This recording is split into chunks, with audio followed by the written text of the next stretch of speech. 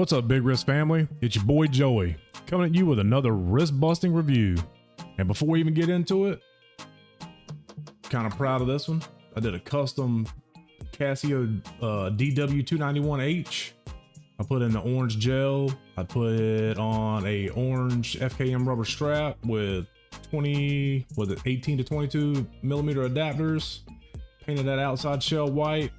I was kind of going for an X-Wing pilot. Like this was an issue to the X-Wing pilots before they went out to take out the Death Star. So I actually ordered some Star Wars model stickers to try to put something on there to associate the two, but I'm really proud of how this one came out. But yeah, I'll quit bragging. If y'all like this, hit that like button, drop a comment, let me know if you like it or not. If you don't like it, I mean, let me know too. Maybe you're not a Star Wars fan.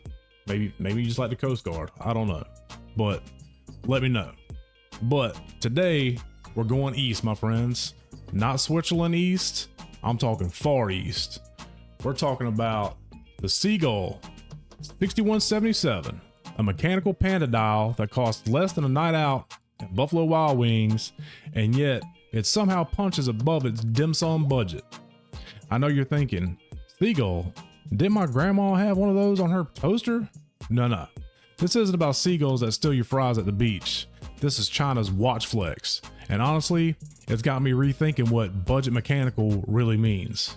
All right, spec nerds, grab your notebooks. Here's the rundown. We got a 43 millimeter stainless steel case. And yeah, that's proper wrist presence. None of that 38 millimeter unisex vintage stuff. This thing's got shoulders. It's for big wrists and unapologetically so. If the case size starts with a 3, it isn't for me. Topping it off is a sapphire crystal, which means you can actually actually whack it on your desk 3 times a day and still pretend that you're careful. On the side, you got a push sign crown. Yeah, push. So don't be thinking this is gonna be your next diving companion, not unless you're diving into a sink full of dishes. And flip it over, you're greeted with the exhibition case back. For the money, that's a treat. You can actually see the little engine that could. The in-house automatic ST2502 movement. Now, that's right, in-house. Sea-Gull actually makes this thing themselves. The same company that's been building movements for like half the watches coming out of micro brands in the last decade. It's not going to win any horological awards, but it ticks, it hacks, it winds smoother than your uncle trying to explain crypto at Thanksgiving, which we got coming up. And Fat Boy's happy. Happy. Now, let's talk dial. An old baby. This is where the 6177 really earned its spot in the why is this so cheap Hall of Fame. You've got a white dial with those bold panda eye subdials, one for the day, one for the date, and both staring back at you like, yeah, I'm a chronograph, but I'm not. Spoiler, it's not a chronograph. But honestly, that's part of the charm.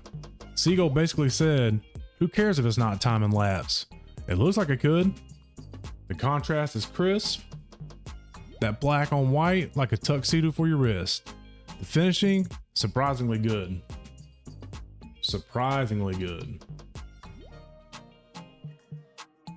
But you've got applied indices, which is a bonus, a clean logo, and a design that feels way more mature than its price tag.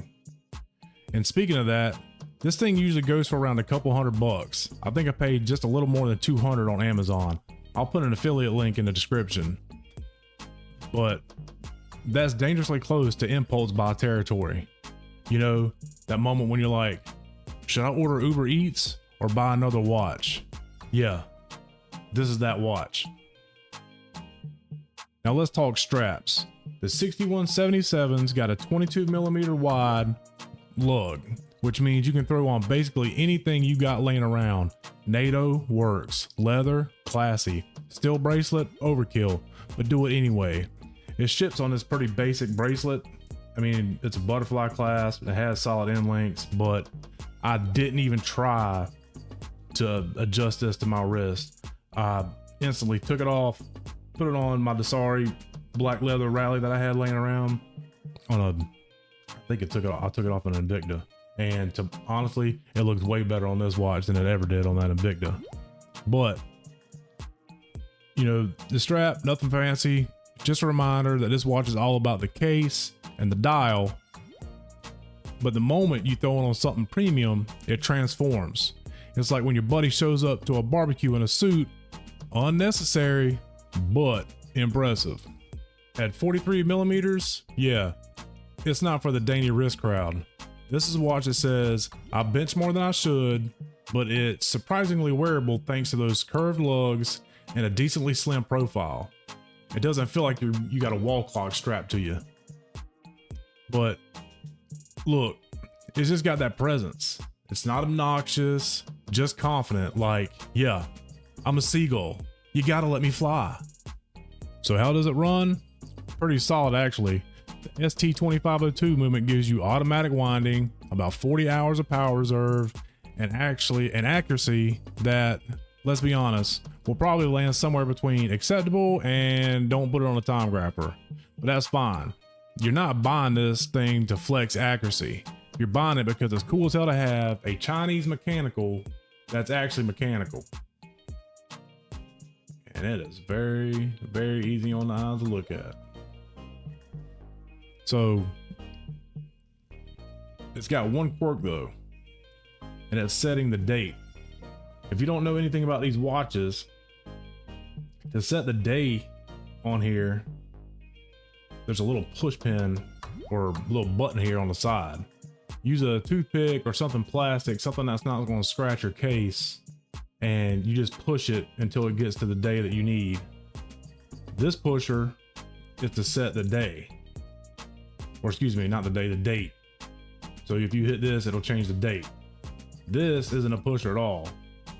It spins the inside ring for the tachymeter, which, yeah, I don't know about.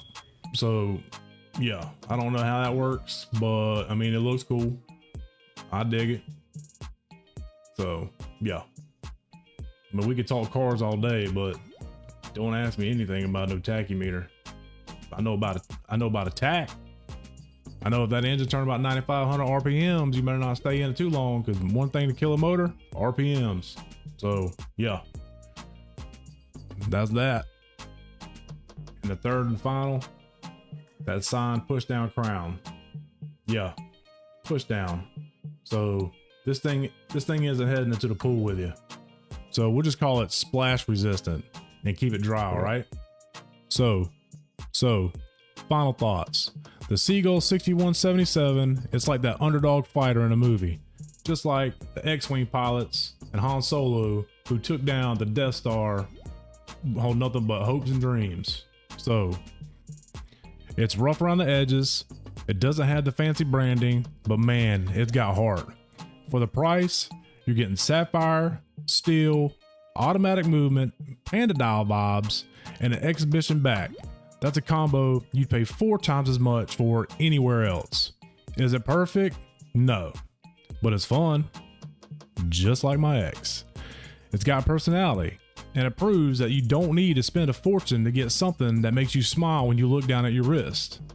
Sea-Gull 6177, the panda that could. Now, if you'll excuse me, I'm gonna stare at this exhibition bag for another hour and pretend I understand watchmaking. Hit that like button, subscribe, and let me know in the comments, would you rock a Sea-Gull or are you too Swiss for that? I'm Joey, y'all stay saucy, keep it funky, and I'm out. Peace.